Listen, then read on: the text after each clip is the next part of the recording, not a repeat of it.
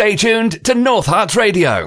We're very, very lucky to be joined in the studio this morning by Ray Cordell. Good morning, Ray. Morning. How are you? Oh, it's great to be here. I mean, I feel like a proper rock star. I'm in a studio. You are a rock star. You are a proper rock star. Allegedly, I've got away with it for years. Yeah, did you see the post we put up yesterday? It said Ray Cordell, local legend. Yeah, inverted commas, yeah. No, that's true, I think. I think that's really true. So you're a member of one of my favourite local rock bands. Can we say rock? Rock. I'm doing the rock sign now. Yeah, which is Rickshaw. Morning, Terry, if you're listening. Yeah, hello, Terry. So how's it going with Rickshaw at the moment? Fantastic. I mean, really, I'm privileged to work with such a nice bunch of guys we've known for years. Yeah. And we gel so well. I think that's part of the magic of Rickshaw, is that everyone gets on so well, and that comes across to the audience. So that's why people love us. I think so. And they come along in droves and see us every week. Your like following has been growing and growing and growing after last year. I can't thank everyone enough who comes along and sees us every week. I mean, even I wouldn't come along and see us every week, and I'm in the band, but some people do. You know what I mean? It's unbelievable. Yeah, I think that it's interesting that people like to hear the same songs over and over again. When I was playing, I used to play obviously a very similar set, if not the same set, over and over. And people used to come and I think, I've got to change it because there are people there. But they come for those songs, don't they? They do. Well, I mean, we do a version of Comfortably Numb by Pink Floyd, and we've tried leaving it out a few times, and you just can't get away with it. People come up and say, "Well, are you going to play that or not?" Why aren't you doing that? And Terry does a really good thing. And he goes around into the crowd and walks around on tables. People absolutely love it. But he says to me on the quiet, it's one of the easiest guitar solos that he ever does. Really? Yeah. Okay. I know he rehearses though. Terry's like he's a stalwart. He if you get a new song and stuff, he really works. Oh, he's brilliant. He is brilliant. Don't tell him that, for Christ's sake. No, I won't. But yeah, he's no great. No one's listening. It's all right. He's the best guitarist I know around this area. He is totally right. So the other thing that you're involved with, we're going to talk about your new single, your new album in a minute. But the other thing you're involved with is Haunted Hitchin. How's that going? Haunted Hitchin. Well, we've been busily filming a schedule. Springtime, we tend to go out filming in the dark evenings, if you like, because the summertime. Well, it's nice atmosphere. Well, it adds to the atmosphere. And so we pitch up at local haunted establishments, and we all walk around in the dark with torches and everything. And we investigate paranormal sightings, things that people feed back to us. And we've got a film night coming up on November the 3rd where we're going to show 2 brand new episodes. Oh, brilliant. And that's at the Queen Mother Theatre in Hitchin.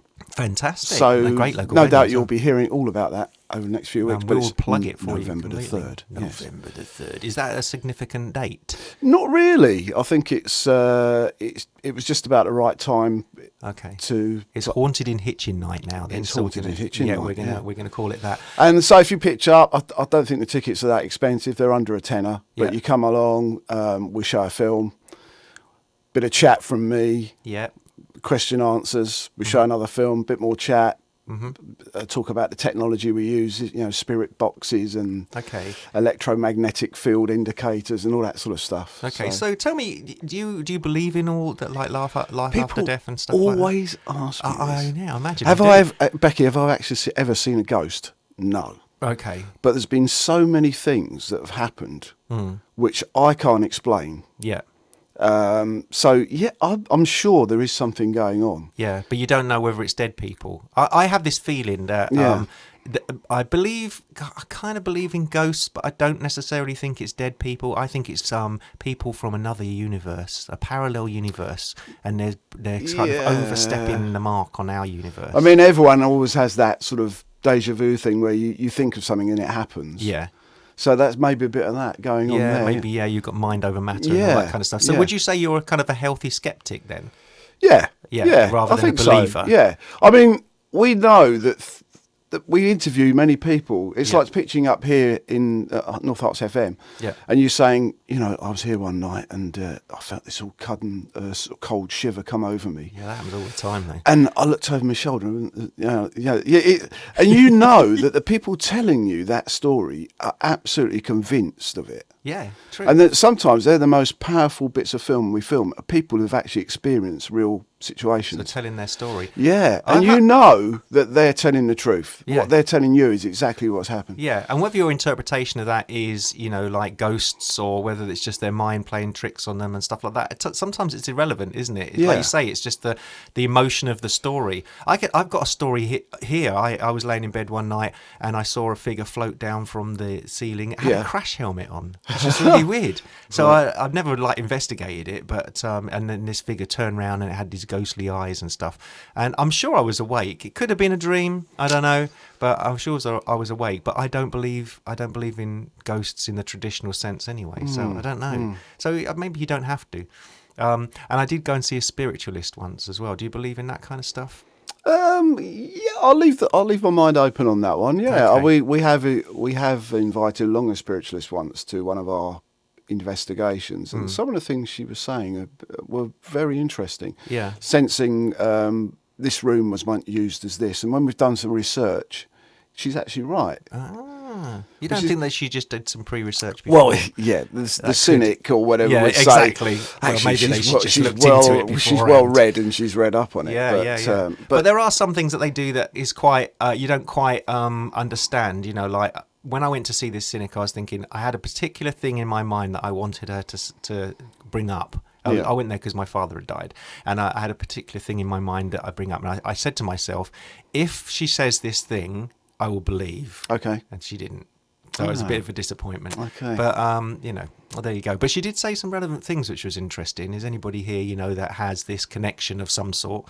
And that connection could have been true. I wondered whether it was just, like she's picking on something that anybody has that experience, or whether it's a true, psychic experience that she's having. So, I don't know. Okay. Yeah. Interesting. Very. I mean, we could go on for hours. I know. Absolutely. Maybe one day and we that's should. just one little part of my busy, hectic life. Yeah, crazy. And of course, it's going to get busier because you've got a brand new album coming out, which is the main reason for you being here. What's the name of the album? Bailey Bird. Okay. Now, I'll tell you all about that in a bit. Okay. We're going to play a track from that first. Yep. What's? Do you want to introduce this track? Well, this track is called One Life. Basically, what it says: you have one life, live it. Great stuff. Here it is. I'm allergic, but I just can't let you go. 'Cause the feelings that I have for you were planted from the moment that I saw your beauty shining. I just knew that you're the one I love. You're the stars, the moon, and all that lives around me. Gone and my heart will never feel the same. So I wrote this song, I hope you think about me. But where are you now? Can't you feel my pain? But hold on, I just need to live my life.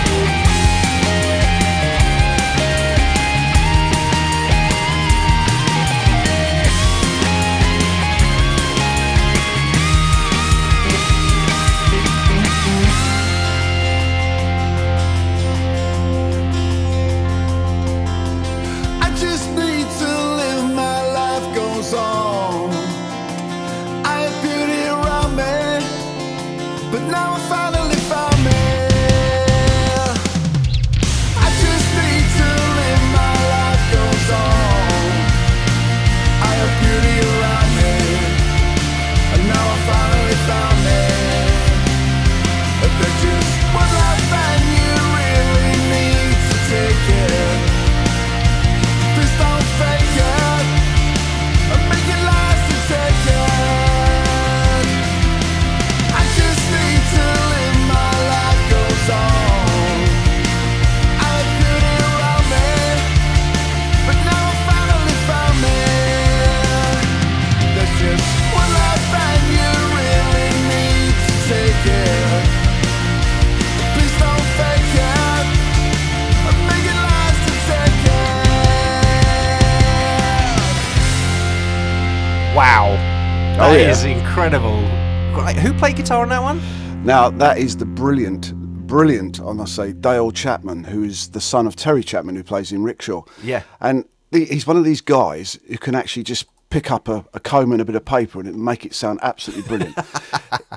He plays everything on the album. Really? So guitar, bass, keyboards, does all the drum programming, because he Wow. actually plays drums himself. So it adds to that realism of the whole thing.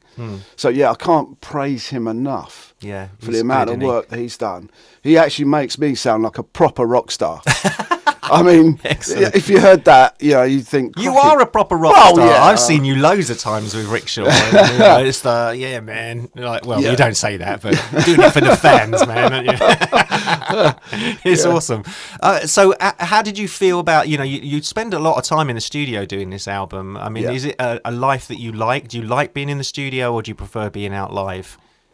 I like both, to be honest. Yeah. I do like the studio. I mean, we've been working... Well, my last album was out 4 years ago. So Really? Was it that long? 4 years since I had Good the last, grief. all these years, which is out still everywhere on Yeah. Spotify and all that sort of thing. You type Ray Cordell and loads of stuff comes up. Right. But 4 years in the making, and it's really just based around a figure called Bailey Bird, which by chance I went to a place called Bury St Edmunds in Suffolk, and where I parked my car, you have to walk through this churchyard, and it was a really nice summer's day, birds singing, the bell tolling a little bit, and there's this grave there, Bailey Bird, and I took this picture. And when I got home, it sort of inspired me to write a song about this character who I knew nothing about. Right. So I basically put pen to paper. I don't. You're a musician as well. Yeah. People say, "Oh, write a song about this." My wife's always on about write a Christmas song, and I said, "Well, you have to be inspired. I'm not Yeah, one of it these doesn't work people like that. can mechanically write a song." And I felt inspired to write a song about this guy, and I really love it. It's come out so well, and the whole album really is developed out from that song. Okay, so it's almost a concept album, I guess. A in little no bit, sort yeah, of way. a little bit. So tell us, who was Bailey Bird then? Well, Bailey Bird, I did some research, and he was an eminent surveyor back in the 1800s from Norwich. Okay. And actually, I looked, and there's actually still Bailey Bird real estate agents still going now. So when I've done the whole thing, I'm going to pitch up at their office and give them a copy of it. Fantastic. And they'll probably sue me or something. yeah, that name's trademarked. Mr. Cordell, here's writ. Yeah. But what a name. I know, Bird. Bailey Bird. Well, when I first heard it, I thought you were actually singing about a bird, like a songbird or something like that. Yeah, parrot. Parrot. Yeah, but that's what I thought. And then when I listened to the song, I realised it was a story about a person. So that's unbelievable. And the fact that you just stumbled across this grave, Haunted Hitchin, so you should do an episode on Bailey Bird. You never know. Can we get the guys out of Hertfordshire? We'll see. Probably not. Okay, so your album, I can't believe it's 4 years. 4 years. That's unbelievable. I remember the launch that you had. It was 4 That years was ago? that was an epic night. I'm still recovering from that night, actually.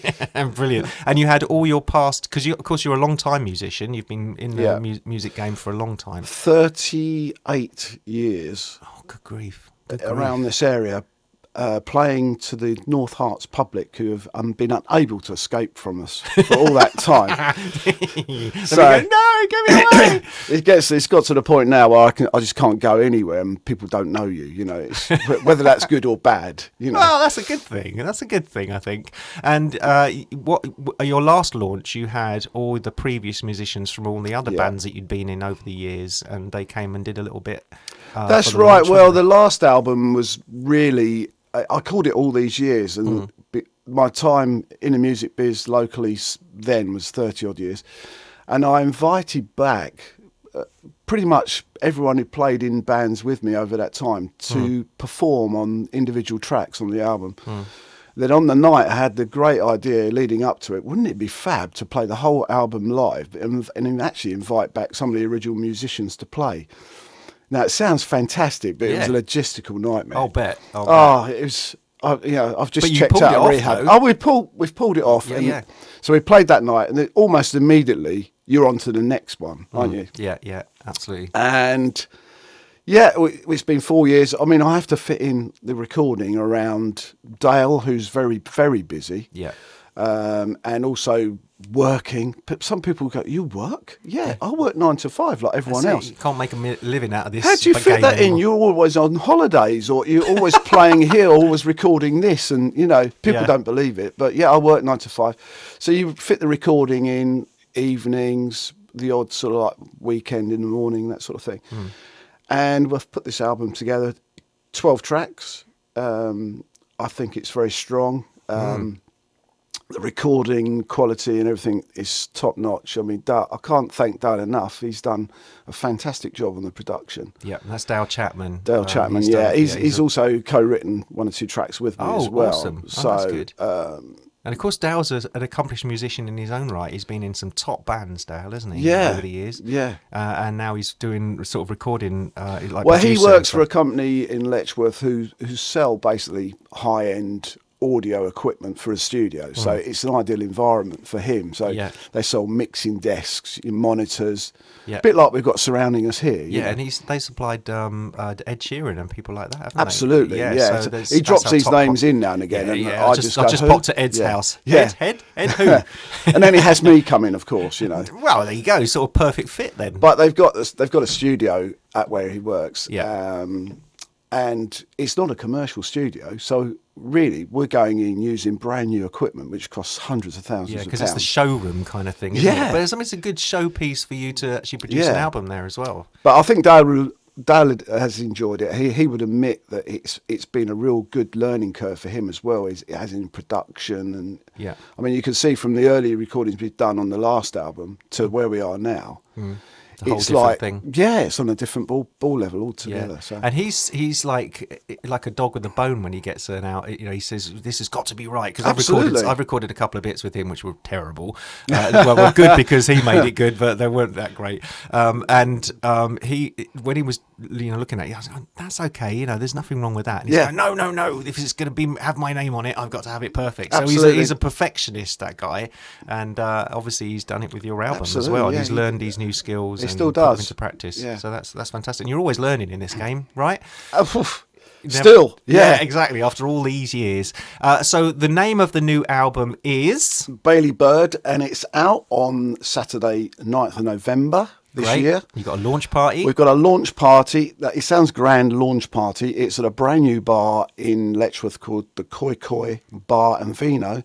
Its opening night is this Friday. Oh, great. So if you're in town, pop in the Koi Koi Bar. It's in East Cheap in Letchworth. Lovely bloke called Herbie who runs it. Okay.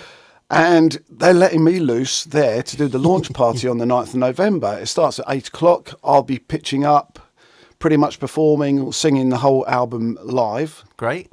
With a mixture of some backing tracks. Plus Dale will be performing with me as well on some of the tracks. Okay.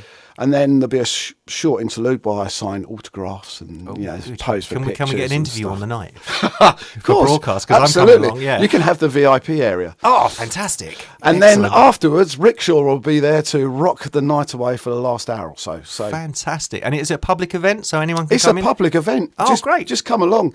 It's open to anyone, so come along. It's on Saturday, 9th of November, 8 o'clock in the evening. Great stuff. Koi Koi Bar and Vino in Letchworth. Nice one. We'll give it lots of plugs and what have you.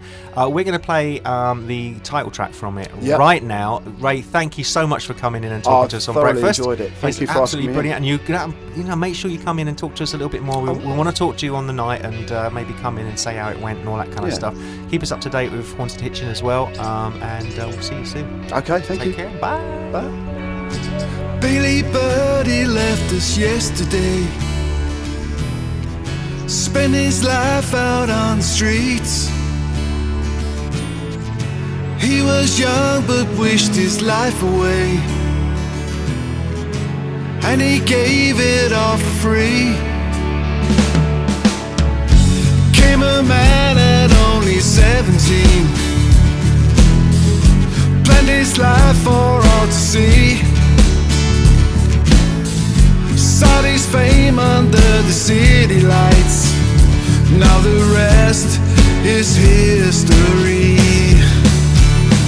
And his name was Bailey Bird, though his name is never heard. Lost in time, on the grave is his name. No one knows, nobody came. Standing outside in the pouring rain, saw his ideas washed away. In the stillness he feels all alone. He had nothing else to say. Returning to the place he treasured most, he just held on till the end. Crushed alone and on his knees again. He just knew it had to end. But his name was Bailey Bird. He wrote the songs which no one heard. But his name was Bailey Bird. Still in love but now blurred.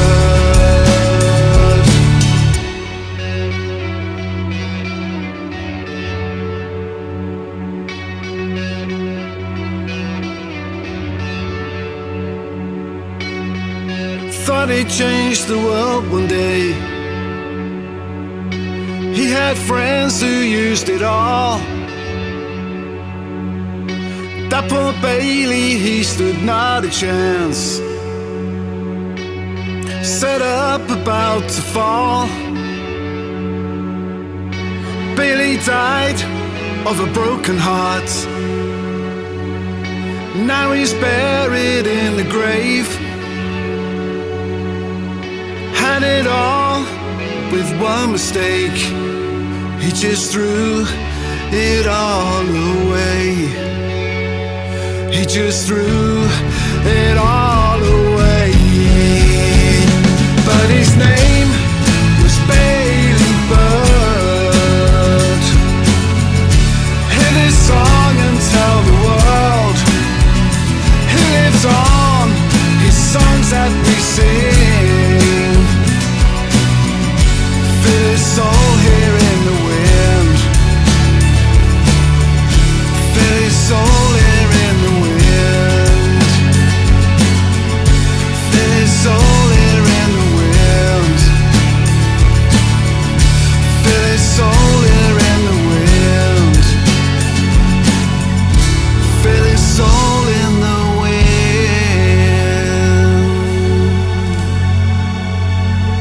This is North Herts Radio.